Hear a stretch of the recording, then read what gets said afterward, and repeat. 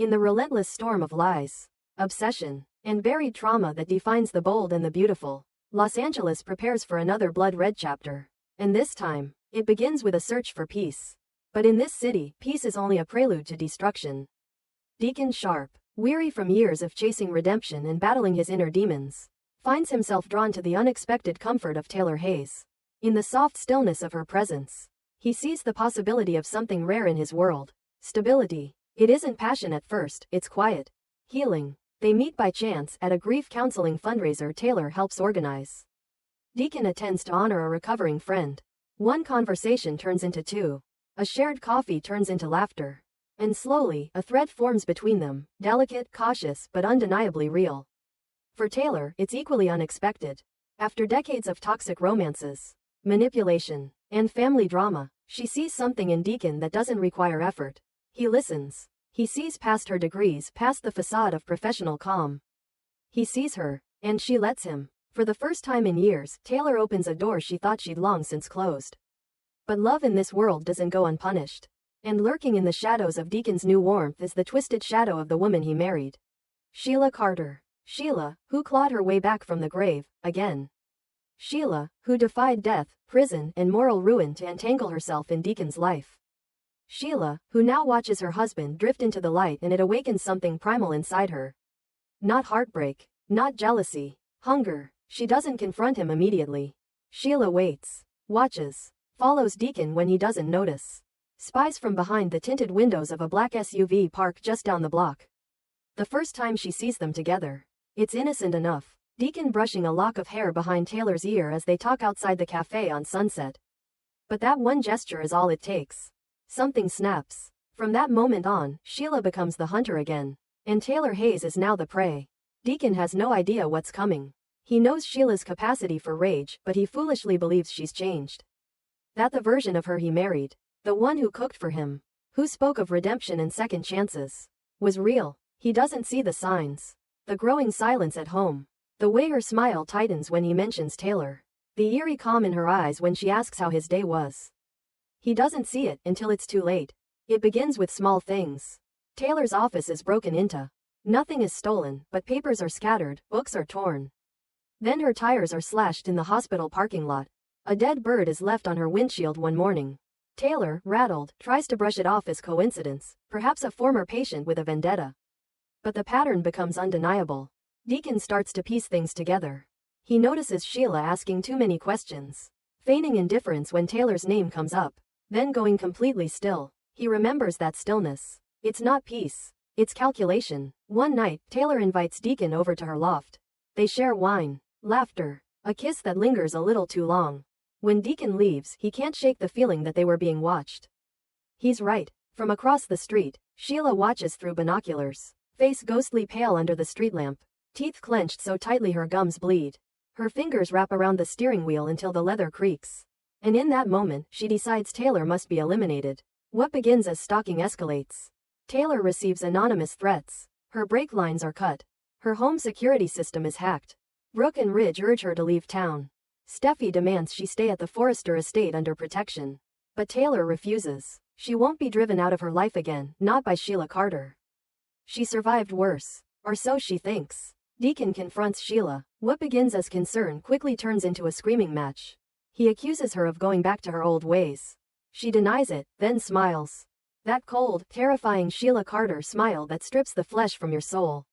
She doesn't scream. She whispers. You think I'd let some washed-up psychiatrist steal you from me? I brought you back from the edge, Deacon. You owe me everything. Deacon realizes what she is capable of, and that Taylor is in real, immediate danger. He runs to warn Taylor. But he's too late. That night, Taylor goes missing. The police find her car abandoned by Griffith Park. Her purse and phone inside. Her keys still in the ignition. Ridge arrives first at the scene, followed by Brooke, Steffi, and Thomas. Panic spreads. The press gets wind of it. Renowned psychiatrist Taylor Hayes missing under suspicious circumstances. And behind the scenes, the LAPD activates a familiar contact. Dr. Bridget Forrester. They may need her, because if a body is found, someone will have to perform the autopsy. Days pass. Still no sign of Taylor. Deacon's guilt eats him alive. He knows Sheila did this. He goes to the police, but without evidence, there's nothing they can charge her with. Sheila is calm. Too calm. She appears on talk shows with that same twisted smile, talking about her commitment to turning her life around. But then, a break in the case. A hiker in the Angeles National Forest finds a trail of blood leading into a ravine. At the bottom, half buried under branches and rocks, Taylor's scarf. Torn. Blood-stained. Bridget is called in to examine the evidence. The city braces. Ambulances line up outside Cedars-Sinai. The red lights return to downtown LA. Helicopters circle overhead. Ridge collapses when he sees the footage. Brooke holds Steffi back as she screams at the TV. Thomas demands justice. Sheila, meanwhile, watches it all from her penthouse suite, sipping champagne. Deacon can't live with it anymore. He breaks into Sheila's private storage unit. Inside, he finds blood-stained gloves, a burner phone, and a journal. Her journal. Inside are detailed notes about her obsession with Taylor. Plans she wrote out. Fantasies about Deacon being freed from her. He turns the evidence over to the police. They finally arrest her. Cameras flash as she's dragged out in cuffs, laughing manically. But then, the twist just as the Forrester family prepares for Taylor's memorial, a call comes in. Taylor is alive. Barely. She was found near a remote cabin, unconscious, dehydrated, and bruised. Sheila hadn't killed her, but she had locked her in a basement, drugged and delirious, left to rot. A freak power outage in the area had shut down the security system long enough for Taylor to crawl out and escape. Bridget is at the hospital when they bring her in. She fights to stabilize Taylor's condition. Hours of surgery, blood transfusions, a coma. The Forrester family waits on edge. Deacon visits her bedside. His voice breaks. "I'm sorry. I should have stopped her. I should have known." Taylor doesn't respond. The city goes quiet. No press statements. No Forrester fashion updates. Just waiting. And as Sheila sits in a holding cell, staring blankly at the wall, a slow smile returns to her face. Because she knows, even if Taylor lives, the damage is done. And in her twisted mind, that's a victory. But this isn't the end. Because Taylor's eyes eventually flutter open. And when they do, she remembers everything. In a city built on power, secrets, and perfectly controlled illusions, one man now finds himself at the heart of a storm that threatens to destroy everything he's ever built. William Spencer, known to most as Bill, a mogul with a steel spine and a sharper tongue, has survived scandals, betrayals, and even death threats. But nothing could have prepared him for this. Luna. She came into his life quietly, unexpectedly, during a fundraiser for displaced teens, where Bill had been forced into yet another PR appearance. Luna was there too, anonymous in the crowd, helping to stack chairs and disappear into the background. But one chance meeting, one quiet moment, changed everything. Luna didn't ask for anything. She didn't beg, plead, or play the victim. She simply looked tired, and Bill saw something in her that pulled him in. A fragility she worked hard to hide. A story she wasn't telling. He didn't know why he brought her back to the estate that night. He just did. He told himself it was charity. That it didn't matter. But that decision lit the fuse. It started as a whisper in the Spencer offices. "Who is the girl living in Bill's guest house?" Then the whisper grew teeth. Ridge caught wind of it first. Steffi cornered Bill during a board meeting, demanding answers. Katie, at first, was more measured. She tried to talk to him gently, tried to understand. But the moment she saw Luna, pregnant, bruised emotionally, and clinging to Bill like he was the last solid ground on earth, her patience fractured. And when Will found out, the explosion was immediate. "You brought a stranger into our lives and made her more important than your own son." Will's words cut deep, but Bill stood firm. "She's not a stranger. She's someone who needs help. I'm not turning my back on her." But the more Bill protected Luna, the more isolated he became.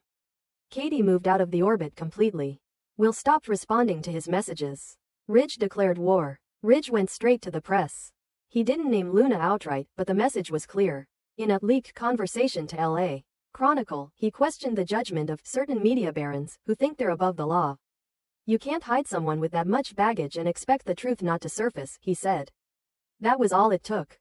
The media latched on. Headlines screamed, "Spencer CEO sheltering mystery woman, WHO is she? Is Bill Spencer obstructing justice?" Dark past, darker allies, the Luna cover-up paparazzi swarmed outside the estate. Reporters hounded his employees. The public speculated, was Luna a runaway?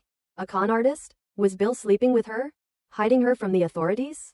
Was the baby his? The worst part was, Bill didn't know all the answers either. Luna trusted him, but only to a point. She gave him pieces of her story in riddles and fragments. An escape, a mistake, a name she couldn't say. There were days she cried in his arms, shaking. Nights she walked the halls, unable to sleep. The only thing she told him clearly was this: if the wrong person finds me, people will get hurt. People will go to prison. Maybe worse. Bill believed her. He didn't need every detail to see the terror in her eyes. And so, he made a choice. He gave her refuge. He kept her hidden. And in doing so, he set himself on fire. The pressure intensified. CPS agents showed up unannounced. The LA District Attorney's Office issued a statement saying they were looking into reports of possible obstruction related to an ongoing criminal matter. No warrants yet, but the heat was building. Ridge didn't stop there. He called a press conference. He stood on the steps of the Forrester building, flanked by Steffi, Thomas, and even Brooke. This isn't about vendettas, Ridge said, lying through his teeth. It's about accountability. If someone is harboring a person connected to criminal activity, the law has a right to intervene. The implication was razor sharp. The press took the bait. Bill watched the coverage in silence, jaw clenched. Luna sat beside him, pale and shaking. Then Katie called, for the first time in weeks. But her voice wasn't warm, it was cold. You have to choose, Bill. Them or us. The woman or your family. If you don't come clean, I'm filing for full custody of Will. And I'll make it public. That night, Bill stood alone in his office, staring out across the city. Everything he built, his empire, his name, his power, teetered on the edge. One move could shatter it all.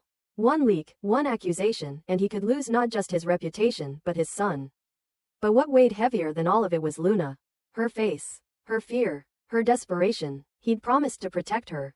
And for Bill Spencer, a promise wasn't just words, it was a bond. The next morning, Bill met with his legal team. His lead counsel told him plainly, "You're exposing yourself to charges.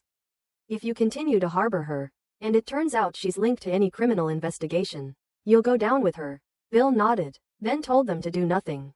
No action. No disclosure. Not yet. Meanwhile, Luna was unraveling. The baby was growing. The stress was eroding her strength. And one night, after collapsing in the hallway, she told Bill the truth, or enough of it. "I saw something. Something that wasn't meant to be seen. If I go to the police, it won't just be me. It'll destroy families, businesses, maybe the Forresters, maybe you." Bill pressed her. Names, details, anything. But Luna broke down. I can't make you carry it too." But the moment had passed. Now, Bill knew enough to understand the stakes. Whatever Luna had witnessed, whatever secret she carried, was massive. Bigger than just a scandal. It could topple dynasties. It could be the end of the Forresters. Or of Spencer Publications. And then, the leak happened. An anonymous tip to the LA Globe claimed that Luna was connected to a missing persons case in Northern California. A man who vanished the same week Luna fled to LA.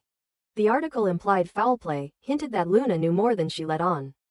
Once again, the city turned red. Helicopters over Spencer's estate, protesters outside his gates. And now, law enforcement demanded a meeting. They gave him an ultimatum: surrender Luna or face charges of obstruction.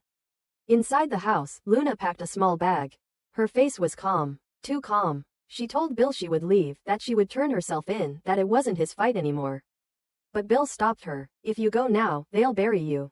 And if they find out what you know, you won't survive it." He stood at a crossroads. Family or integrity, legacy or loyalty. One road would restore his name, his bond with Katie and Will.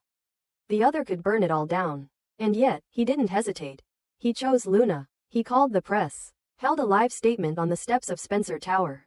The cameras rolled as Bill stepped into the frame. Flanked by guards. The American flag rippling behind him. "I am aware of the rumors. I am aware of the accusations. And I'm here to say this: I will not betray someone who came to me in fear and asked for help. Luna is under my protection. And until I know she's safe, and until the truth is told, I'm not turning her over to anyone." Chaos erupted. Reporters screamed questions. Cameras flashed. The DA issued a formal subpoena that evening. But something shifted. Public opinion began to fracture. Some called Bill a hero. Others, a criminal. But Luna, for the first time, was seen. Her photo plastered across every screen. The name no longer hidden. And with it came the first real crack in the wall of silence. A former employee of the Forrester Foundation stepped forward. She claimed she knew what Luna had witnessed, and it involved Ridge. And a cover-up. And a threat. Suddenly, the tide began to turn. The question was no longer, who is Luna? It became, what are they hiding? And Bill? He just smiled. Because sometimes the only way to protect your empire is to burn theirs first.